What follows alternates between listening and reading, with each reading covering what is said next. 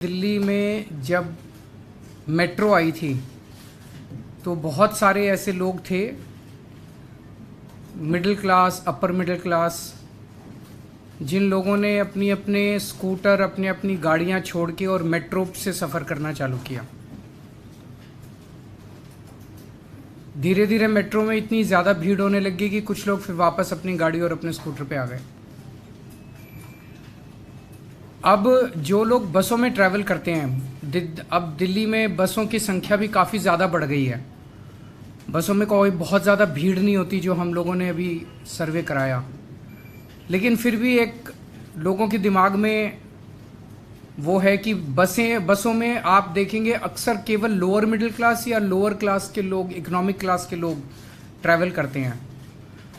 तो middle class और अपर middle class को भी अपनी अपनी गाड़ियां छोड़ के बसों में ट्रैवल करने के एनकरेज करने के लिए ये स्कीम लाई जा रही है, जिसके तहत प्रीमियम बसेस, लग्जरी बसेस, उनके एग्रीगेटर्स को लाइसेंस दिए जाएंगे, ताकि एक लाइसेंस होल्डर कम से कम 25 लग्जरी बसेस लेके आएगा और वो लग्जरी बसेस दिल्ली की सड़कों पे चलेंगी।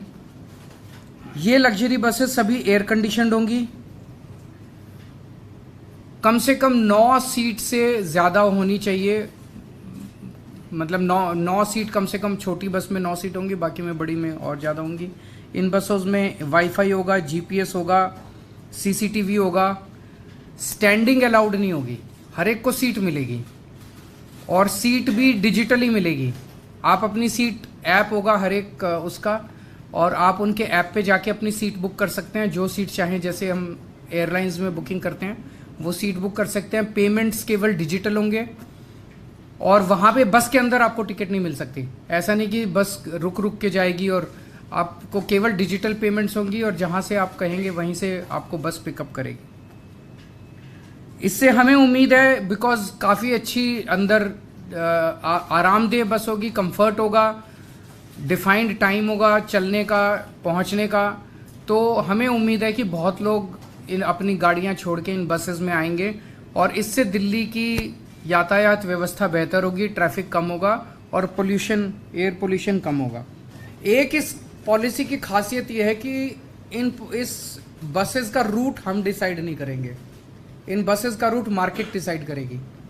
जहां उनको लगता है कि ज़्यादा उनको सवारी मिल सकती हैं, वो बसेस उन एरियाज़ में ज़्यादा चलेंगी, तो जाहिर तौर पे उन एरियाज़ के अंदर ट्रैफिक ज़्यादा है वो कम होगा, तो ऑटोमेटिकली उन एरियाज़ के अंदर ट्रैफिक कम होगा।